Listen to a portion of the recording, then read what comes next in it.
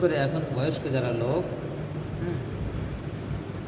এনারা তো এখন বয়স পুরো শেষের দিকে, আল্লাহ কারো কখন মৃত্যু রেখেছে আল্লাহ জানে, কিন্তু এনাদের বয়স তো পুরো শেষের দিকে, এনারা জানারও চেষ্টা করে না, কোনো আলেমের কাছে গিয়ে জানি। দেখো খাওয়া পান করার মধ্যে অনেক কিছু আছে কিন্তু, অনেকে আবার বিড়ি খায় রোজা রেখে। আমাদের ওখানে একজন আছে রোজা রেখে লুকিয়ে লুকিয়ে বিড়ি খায়। ওই জিনিসটাতে ভেতরে আছে বিড়ি কিন্তু পান করা মানে ওই যে এটা এই যে গোলার ভিতর থেকে যাচ্ছে, গোলার এটা পার হয়ে যাচ্ছে, ফুসফুসে চলে যাচ্ছে, মানে পুরো ভিতরে যাচ্ছে তো ধোঁয়াটা, কারণ কিছু একটা প্রবেশ করছে তোমার শরীরের এর ভিতরে, পেটের ভিতরে, বাইরে থেকে।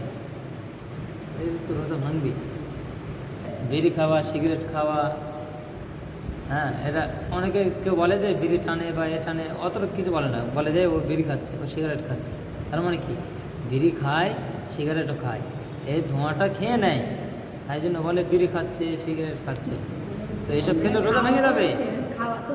হ্যাঁ, এসব খেলে রোজা ভেঙে যাবে, মনে রাখতে হবে। এসবগুলো এখন বিশেষ করে এখন বয়স্ক যারা লোক, এনারা তো এখন বয়স পুরো শেষের দিকে, আল্লাহ কারো কখন মৃত্যু রেখেছে আল্লাহ জানে, কিন্তু এনাদের বয়স তো পুরো শেষের দিকে, এনারা জানারও চেষ্টা করে না, কোনো আলেমের কাছে গিয়ে জানি, বা যারা মাদ্রাসায় পড়ছে,